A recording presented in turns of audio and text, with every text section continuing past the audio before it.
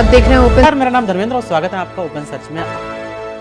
नमस्कार, स्वागत है आपका हमारे चैनल में। मैं हूं आपके साथ हेमा कनौजिया। इस वक्त हमारे साथ स्टूडियो में मौजूद है राष्ट्रीय सड़क सुरक्षा परिषद के सदस्य श्री रविंद्र तिवारी जी। सर, आपका बहुत बहुत स्वागत है हमारे चैनल में। जी नमस्कार। सर, मेरा सवाल है कि इस वक्त वर्ल्ड में सबसे ज्यादा जो रिकॉर्ड बने हैं सड़क को लेकर, जो बहुत सारे रोड बने हैं, गिनीज वर्ल्ड रिकॉर्ड में भी उसको दर्ज किया गया है, उसको लेकर आपका क्या कहना है? देखिए, यह भारतवर्ष का स्वर्णिम काल है जी। मोदी जी के आने के बाद जब आदरणीय नितिन गडकरी जी को सड़क परिवहन मंत्रालय का प्रभार मिला, तो इससे पहले 1.8 किलोमीटर पर डे सड़क बनाने का रेशियो हुआ करता था। आज केवल सड़क बनाने में एक दिन नहीं, एक दिन में 2.5 किलोमीटर, 24 घंटे के अंदर में 2.5 किलोमीटर 4 लेन सड़क बनाने का वर्ल्ड रिकॉर्ड आया। उसके बाद 39 किलोमीटर पर डे आज के तारीख में सड़क बन रहे हैं, और वह भी उस काल में जब 6 महीने लॉकडाउन लगा रहा, पूरे देश में 1 इंच कहीं काम नहीं हुआ। तब आज हिंदुस्तान की सबसे अधिक सड़कें बनाने का काम हो रही है। यह दुनिया के लिए ऐतिहासिक है। और अभी आदरणीय मंत्री जी ने घोषणा भी किया है कि हिंदुस्तान की सड़कों को वर्ल्ड क्लास का सड़क हम बहुत जल्दी सबसे ज़्यादा रफ्तार में बनाएंगे। तो जो अभी तक लोग सपना देखता था कि भारत में पता नहीं कितना क्या होगा, कितना बनेगा, क्या विकास होगा, उसको इन्होंने ज़मीन पर उतारने का काम किया है, जो बहुत ही अभिनंदनीय है। सर, मेरा दूसरा सवाल ये है कि सागर माला जो परियोजना है उसका कार्य प्रगति पर चल रहा है, तो उसका सरकार का क्या कहना है उसको लेकर?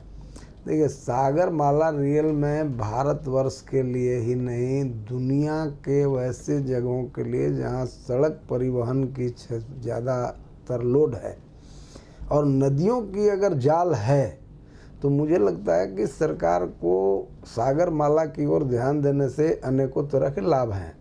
और यह कंसेप्ट भी आदरणीय नितिन गडकरी जी का ही था। उससे पहले अटल जी के समय में नदी जोड़ों का एक परियोजना चला था।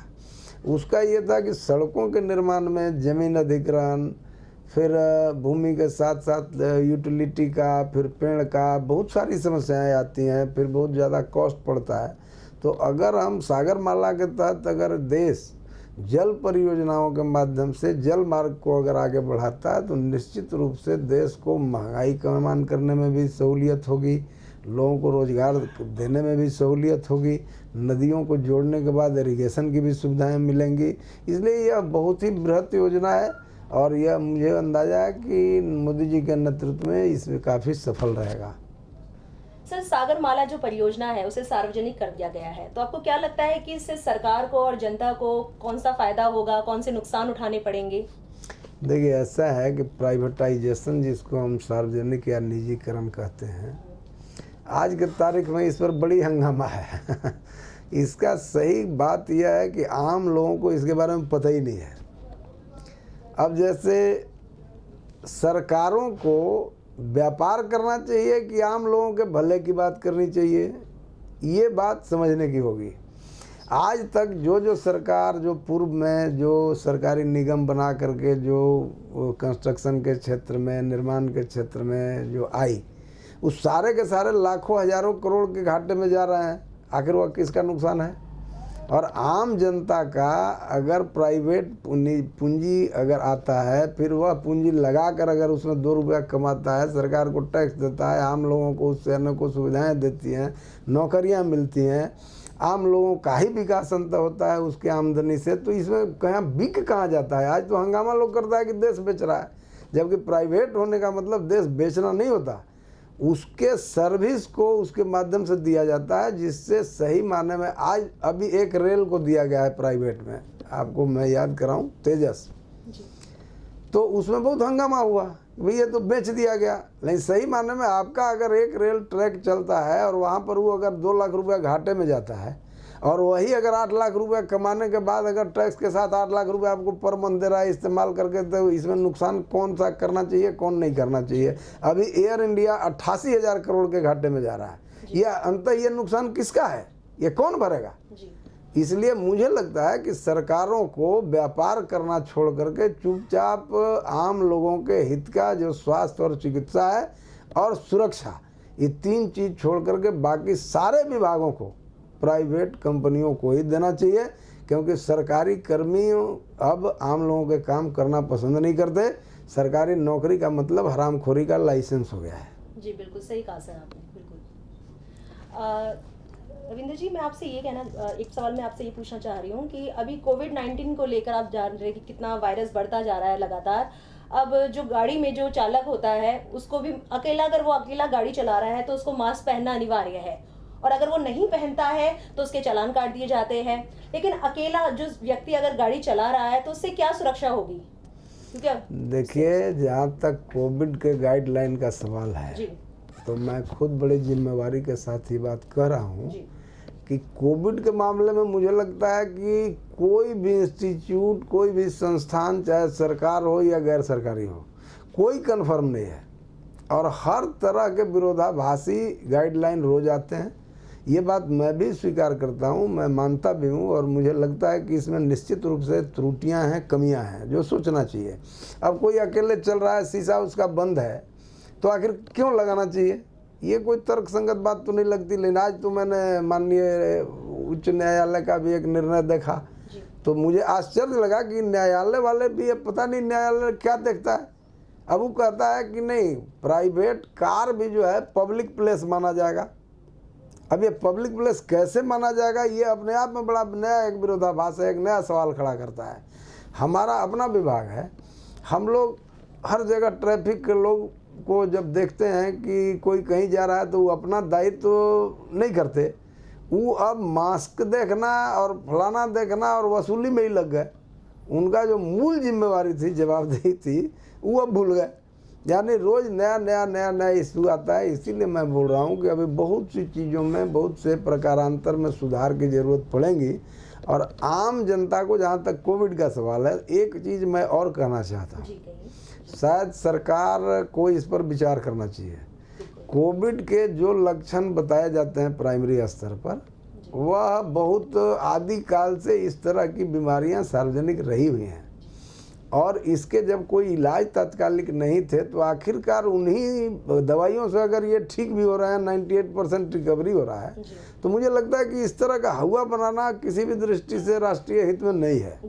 दुनिया में कहीं होता होगा, लेकिन हिंदुस्तान के लोगों का बहुत सा स्ट्रॉन्ग है।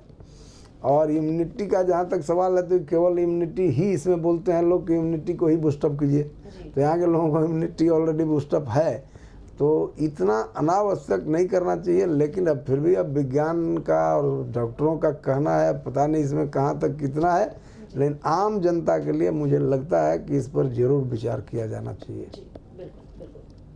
रविंद्र जी, मेरा आखिरी सवाल है आपसे कि जब एक चालक, एक आम आदमी अपनी गाड़ी का इंश्योरेंस कराता है तो उसके बाद भी वो मतलब चक्कर काटता रहता है, कभी वो बैंक के चक्कर काट रहा है, कभी वो कोर्ट के चक्कर काट रहा है, कभी इंश्योरेंस जो एजेंट होते हैं वो उनके घर के चक्कर काट रहा है, फिर भी उनको मतलब कोई सहूलियत नहीं मिल पाती। तो आपको नहीं लगता कि इसके लिए कोई ठोस कदम उठाने चाहिए सरकार को?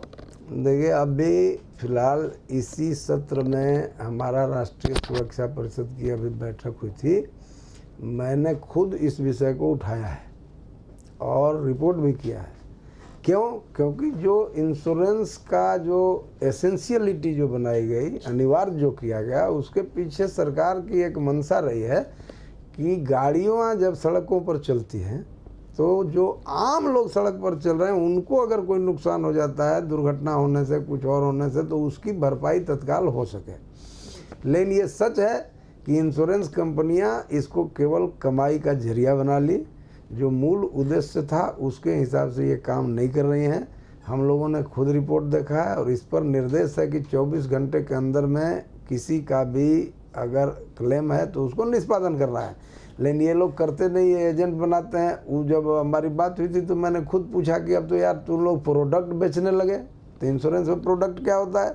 वो छोटा छोटा टर्म्स एंड कंडीशन प्रिंट करता है, उसमें एक वो कहेगा कि 22,000 लगेगा, दूसरा कहेगा 18,000 कहेगा, तीसरा कहेगा कि 14,000 लगेगा। छोटा छोटा टर्म्स एंड कंडीशन डाल देगा और जब क्लेम करने जाएगा तो कहेगा कि आपके इंश्योरेंस में ये नहीं है एंट्री, ये नहीं है, ये नहीं है, ये नहीं है, ये नहीं है।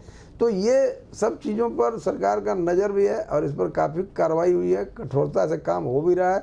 जब हम लोग मेंबर बने थे तो 1% से भी बिलो था इंश्योरेंस क्लेम का पेमेंट का स्थिति।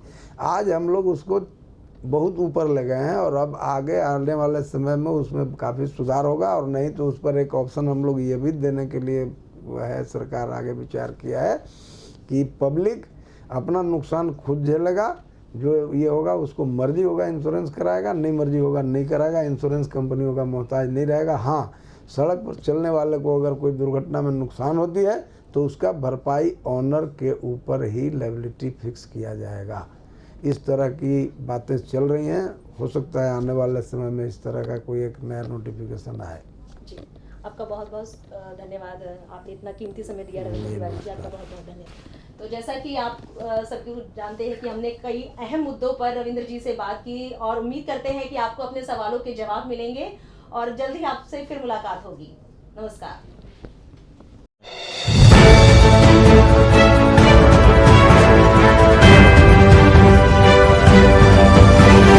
मैं पूर्वा, आप देख रहे हैं ओपन। मेरा नाम धर्मेंद्र और स्वागत है आपका ओपन सर्च में।